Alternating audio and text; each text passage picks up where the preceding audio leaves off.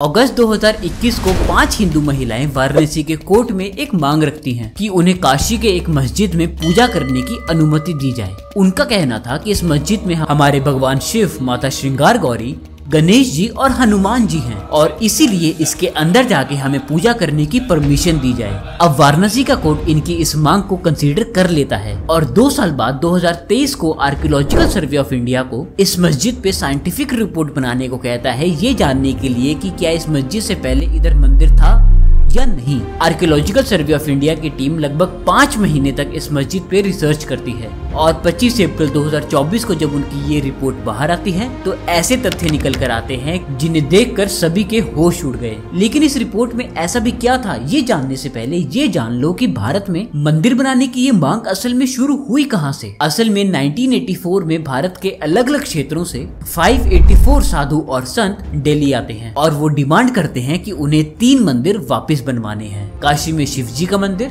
मथुरा में श्री कृष्ण जी का मंदिर और अयोध्या में श्री राम जी का मंदिर। 2024 तक इन 3 स्थानों में से 2 स्थानों का विवाद अभी भी चल रहा है, जिसमें से अयोध्या के राम मंदिर की 22 जनवरी 2024 को प्राण प्रतिष्ठा हो चुकी है। लेकिन अब लाइमलाइट में काशी का विश्वनाथ मंदिर आया है, क्योंकि आर्कियोलॉजिकल सर्वे ऑफ इंडिया ने अपनी जांच में ये साफ साफ कहा है कि हाँ, ऐसा हो सकता है कि ज्ञानवापी मस्जिद असल में एक मंदिर को तोड़ के बनाया गया हो और इसके भी प्रमाण दिए हैं कि औरंगजेब ने ही इस मंदिर को तोड़वाया हो। इसी रिपोर्ट को देखते हुए 31 जनवरी 2024 को वाराणसी कोर्ट ने हिंदुओं को मस्जिद के सील्ड बेसमेंट में पूजा करने की अनुमति दे दी। लेकिन पता है, ये मंदिर केवल एक बार नहीं तोड़ा गया है। इस मंदिर को 3 अलग अलग लोगों ने 3 अलग अलग बार तोड़ा है, लेकिन हर बार हिंदुओं ने उसी जगह पे अपना मंदिर फिर से खड़ा किया है। अब जरूर आपके मन में भी ये सवाल आ रहा होगा कि हिंदुओं को केवल उसी स्थान पे मंदिर क्यों चाहिए, और अगर कोई काशी गया होगा ना तो उसे ये भी पता होगा कि काशी विश्वनाथ मंदिर तो अभी भी एग्जिस्ट करता है, तो फिर अगर उसी स्थान पर मंदिर है तो ये विवाद क्यों? इन्हीं सवालों को जानने के लिए शुरू से शुरू करते हैं ताकि आपको इस मुद्दे में कोई भी कंफ्यूजन ना रहे। और ये जानने के लिए इसकी हिस्ट्री से शुरू करते हैं कि इसे 3 बार किस किस ने और क्यों तोड़ा है। आप हर मस्जिद को छीनना चाहते हैं। त्रिशूल मस्जिद के अंदर क्या करता है?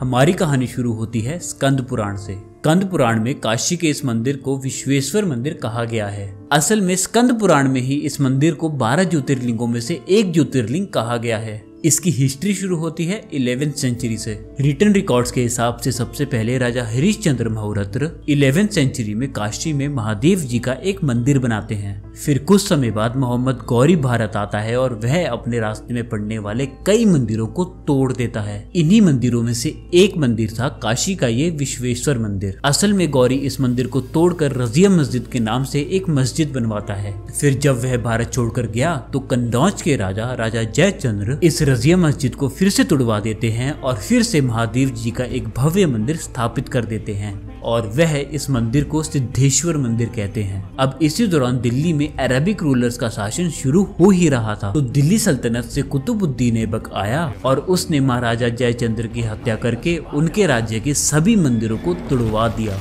उन्हीं मंदिरों में ये सिद्धेश्वर मंदिर भी आया और इस प्रकार इस मंदिर को दूसरी बार तुड़वा दिया गया। फिर लगभग 100 साल बाद गुजरात से एक अमीर व्यापारी आते हैं। वो व्यापारी उस पूरी जमीन को खरीद लेते हैं और फिर वहाँ पर महादेव जी का ज्योतिर्लिंग पुनः स्थापित करके वहाँ पे एक छोटा सा मंदिर फिर से बनवा देते हैं। लेकिन इसी दौरान ना हिंदू और मुस्लिम रूलर्स के बीच में विवाद थोड़ा सा ना बढ़ रहा था। उन्हीं विवादों में ये मंदिर बार बार लाइमलाइट में आ रहा था, क्योंकि ये मंदिर कई बार तोड़ा जा चुका था। तो आसपास के इस्लामिक रूलर्स इस मंदिर पर अपनी आंख टिकाए हुए थे। फिर एक दिन पास ही के जौनपुर सल्तनत के सुल्तान हुसैन शाह काशी आते हैं और फिर से इस मंदिर को तुड़वा देते हैं। लेकिन हुसैन शाह जी की ये गलती उन पर बहुत भारी पड़ती है, क्योंकि अब जब ये बात आसपास के हिंदू राजाओं को पता लगी तो सदियों तक जो बैठे उन राजाओं के उबलते हुए खून में मानो चिंगारी लग गई। वो सब मिले और उन्होंने हुसैन शाह के ऊपर आक्रमण कर दिया और उसकी पूरी सल्तनत की बुरी हालत कर दी। उस समय हुसैन शाह की सल्तनत की इतनी बुरी हालत हो गई थी कि आखिर में दिल्ली के राजा लोधी इस सल्तनत को अपने में मिला लेते हैं।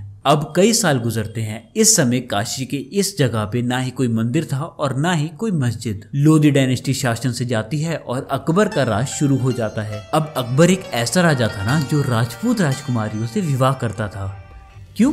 क्योंकि अकबर समझ चुका था कि जो राजपूत राजा होते हैं ना वो बहुत बलशाली होते हैं, तो उनके साथ अलायंस बनाने के लिए और अच्छे रिलेशंस रखने के लिए वह उनकी बेटियों के साथ विवाह कर लेता था। इससे छोटे राज्य के राजा भी खुश होते थे क्योंकि उनको अकबर का साथ मिल जाता था और अकबर को भी उनके साथ लड़ना नहीं पड़ता था। इसी स्ट्रेटेजी के चलते अकबर ने राजस्थान की अमेर की राजकुमारी से विवाह किया था। इन्हीं राजकुमारी के भाई थे राजा मान सिंह। तब इन्हीं राजा मान सिंह जी ने कसम खाई थी कि वह काशी में 1 लाख मंदिर बनवाएंगे, क्योंकि वह काशी की सूनी पड़ी रौनक को फिर से वापस लाना चाहते थे। और इसी के चलते 1585 में राजा मान सिंह ने ज्ञानवापी स्थल पर एक भव्य मंदिर का निर्माण पूरा करवाया और अब इस मंदिर को काशी विश्वनाथ मंदिर के नाम से जाना जाने लगा। अब लगभग 50 साल बाद 1620 के आसपास भारत में औरंगजेब आता है। औरंगजेब एक बहुत कट्टर राजा था जो दूसरे धर्मों के सभी विचारों को कुचल देना चाहता था। तो अब जब वो सत्ता में आया तो अपना राज्य बढ़ाने के लिए वो साउथ की तरफ जाने लगा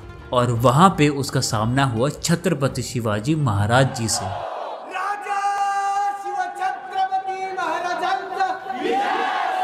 छत्रपति शिवाजी महाराज ने ना औरंगजेब की नाक में दम कर रखा था। औरंगजेब उनसे और उनका साथ देने वाले हर किसी से बहुत ज्यादा चिढ़ता था। इसलिए जब काशी के राजा खुशबहा राजपूतों ने छत्रपति शिवाजी महाराज जी की आगरा की जेल से भाग निकलने में मदद की थी तो औरंगजेब इस बात से बहुत क्रोधित हुआ और उसने उन खुशबहा राजपूतों के ऊपर आक्रमण करने की योजना बनाई और इसी योजना में शामिल था काशी विश्वनाथ मंदिर को तोड़ना। औरंगजेब ने अपने सभी गवर्नर्स और अलायंसेस को बोल दिया कि तुम अपने रीजन के सभी स्कूल्स और मंदिरों को तोड़ दो।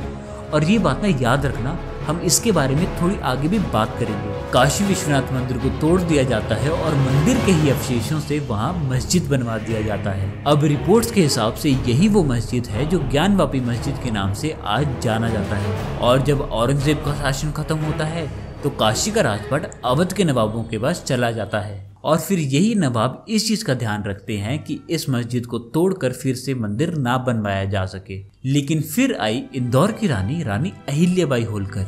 रानी अहिल्याबाई होलकर ने उस मस्जिद को तो कुछ नहीं किया लेकिन उसी के साथ एक मंदिर बनवा दिया और यही मंदिर है आज का काशी का विश्वनाथ मंदिर। लेकिन अब इसके साथ ना एक कहानी भी है।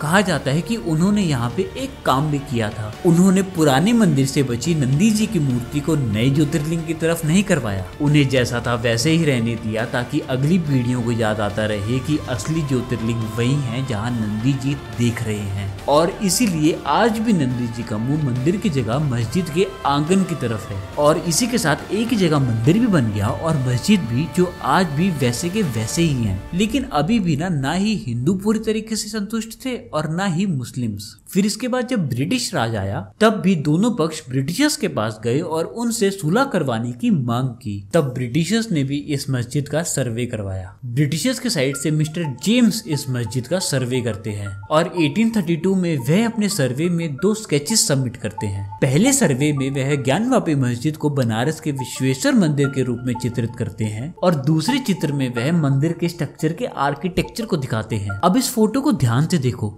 इस फोटो में जो डॉटेड लाइंस दिखाई जा रही है ना, ये दर्शाती हैं कि मंदिर का ये पार्ट औरंगजेब ने तोड़ा था और इसके ऊपर फिर मस्जिद बनाया गया था। इससे ब्रिटिशर्स भी समझ गए थे कि हाँ, यहाँ मंदिर तोड़कर ही मस्जिद बनाया गया है। लेकिन वो ना इसके ऊपर कुछ करते नहीं है क्योंकि वो जानते थे कि इससे दंगे और बढ़ सकते हैं और फिर भारत की इंडिपेंडेंस तक ऐसा ही चलता रहा। अब जानते हैं कि इसके बाद क्या हुआ। अब करंट केस क्या चल रहा है।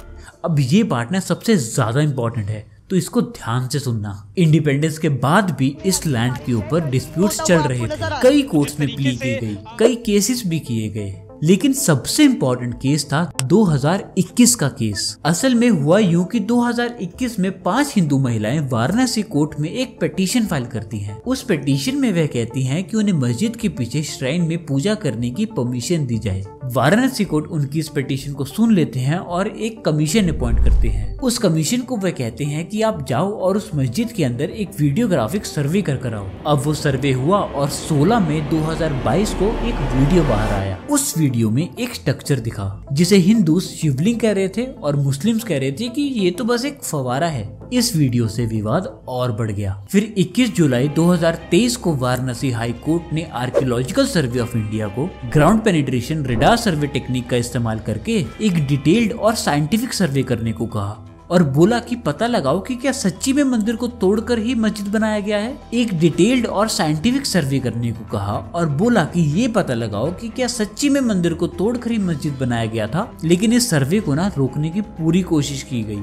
अब ऑपोजिशन रोक कैसे रहा था वो आगे डिस्कस करते हैं। लेकिन फिर इलाहाबाद हाई कोर्ट और सुप्रीम कोर्ट ASI को ये सर्वे करने की परमिशन दे देते हैं और ये सर्वे आगे बढ़ जाता है। और फिर लगभग 5 महीने बाद 18 दिसंबर 2023 को archaeological survey of India Varanasi district court में अपना डिटेल्ड सर्वे सबमिट कर देते हैं। फिर इसके बाद 25 जनवरी 2024 को रिपोर्ट पब्लिक कर दी जाती है और दोनों पक्षों हिंदू और मुस्लिम को ये रिपोर्ट दे दी जाती है। अब जब 1 फरवरी 2024 को मैं ये वीडियो रिकॉर्ड कर रहा हूँ ना, तो अभी तक कोर्ट के ये ऑर्डर्स आ चुके हैं कि मस्जिद के व्यास तहखाने में हिंदू पूजा कर सकते हैं। अब ये तो हो गई हमारी एंशिएंट और मॉडर्न हिस्ट्री। अब हम ये देखते हैं कि जो आर्कियोलॉजिकल सर्वे ऑफ इंडिया ने असल में जो 8-10 पन्नों की रिपोर्ट सबमिट की है ना, असल में इसमें है क्या। इस रिपोर्ट के अगर हम 17th पॉइंट पे जाएंगे ना, तो उसमें आर्कियोलॉजिकल सर्वे ऑफ इंडिया को ना मस्जिद के नीचे मंदिर होने के कई प्रमाण मिले हैं। उन्हीं प्रमाणों को उन्होंने इस 17th पॉइंट में लिखा है। मैं पढ़ के बताता हूँ। वो लिखते हैं कि उन्हें असल में ऐसी 34 इंस्क्रिप्शंस मिली हैं जो देवनागरी, ग्रंथ, तेलुगु और कन्नड़ा भाषा में लिखी गई हैं। और जिन पत्थरों में ये इंस्क्रिप्शंस लिखी गई हैं, फिर वही पत्थर मस्जिद को बनाने में यूज किए गए हैं। और इन इंस्क्रिप्शंस में जनार्दन, रुद्र और उमेश्वर जैसे नाम लिखे हुए हैं। फिर 16th पॉइंट में बताया गया है कि जब पिलर्स और प्लास्टर्स को अच्छे से स्टडी किया गया तो ये पता लगा कि नए स्ट्रक्चर्स बनाने के लिए मंदिर के ही प्री एग्जिस्टिंग पार्ट्स को यूज किया गया है। जो मंदिरों में स्तंभ होते हैं उनमें कई प्रकार की आकृतियां होती हैं, तो जब उन्हीं पिलर्स को मस्जिद बनाने में रीयूज किया गया तो उन्हीं आकृतियों को बिगाड़ कर उन पर इस्लामिक फ्लोरल आर्ट को बनवा कर पुरानी आकृतियों को छुपा दिया गया। फिर 18वें पॉइंट पे उन्होंने लिखा है कि उन्हें मस्जिद के अंदर एक लूज स्टोन पर कुछ इंस्क्रिप्शंस मिले हैं, जिसमें साफ साफ लिखा है कि मस्जिद का निर्माण हजरत आलमगीर यानी साल 1676 में करवाया था। लेकिन अब ना यहाँ पे ध्यान से सुनना। अब 19th पॉइंट पे उन्होंने ये भी लिखा है कि जब 1965 में ASI ने मस्जिद का सर्वे किया था तब भी इस स्टोन को रिकॉर्ड कर लिया था। लेकिन अब जब फिर से इसको देखा गया ना, तो ऐसा लग रहा था कि मानो इन कंस्ट्रक्शंस वाली लाइन को खुरेदा गया है। इससे ये डाउट निकल कर आता है कि शायद किसी ने कुछ सबूत मिटाने की कोशिश की है। अब इन दोनों पॉइंट से ये तो पता लग गया कि औरंगजेब ने मस्जिद बनवाया, लेकिन औरंगजेब ने ही मंदिर तोड़वाया, इसका कैसे पता लगे? तो इसका आंसर इसके अगले पॉइंट 20th पॉइंट पे दिया गया है। उसमें वो बोलते हैं कि औरंगजेब की बायोग्राफी मसीर आलमगीर में साफ साफ लिखा है कि औरंगजेब ने ही अपने गवर्नर्स को ऑर्डर दिए थे कि वो अपने अपने क्षेत्रों में मंदिरों और स्कूलों को तबाह कर दें। और इसी कमांड के चलते 2 सितंबर 1669 को काशी का विश्वनाथ मंदिर भी तोड़ा गया। और ऐसे ही कई प्रमाण ASI ने अपनी रिपोर्ट में सबमिट किए हैं। लेकिन अब एक और सवाल खड़ा होता है। लेकिन इतना कुछ सुन लिया ना, तो अब आपके दिमाग में एक क्वेश्चन आ रहा होगा कि इतना कुछ हो गया, रिपोर्ट भी आ गई, तो अब किस बुनियाद पर मुस्लिम लोग अपोज कर रहे हैं? The place of worship act 1991 की बुनियाद पर। असल में 1991 में भारत सरकार द्वारा एक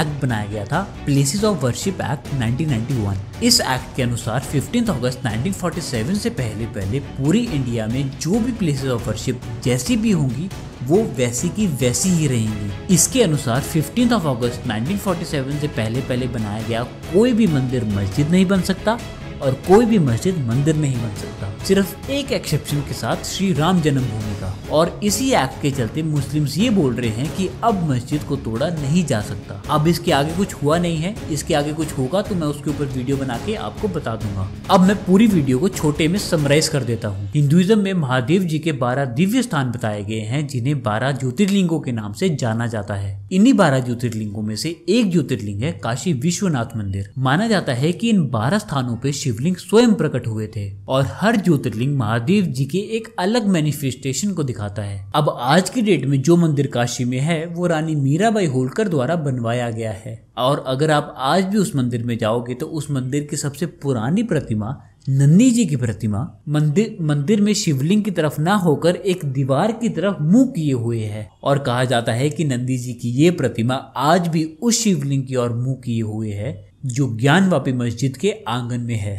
मेरा नाम है अक्षित और श्री राम जी के अयोध्या आने के बाद ये भी भारत में एक बहुत बड़ा इवेंट हो सकता है। अब आप नीचे कमेंट सेक्शन में जरूर बताना कि आप इस मुद्दे को किस लेंस से देखते हैं। इसकी पूरी हिस्ट्री क्या है वो तो हमने इस वीडियो में जान ही लिया, बाकी इसके ऊपर अगर कोई और नई अपडेट आती है तो वो मैं आपके साथ जरूर शेयर कर दूंगा। मैं फिर से बता रहा हूँ कि मेरा नाम है अक्षित।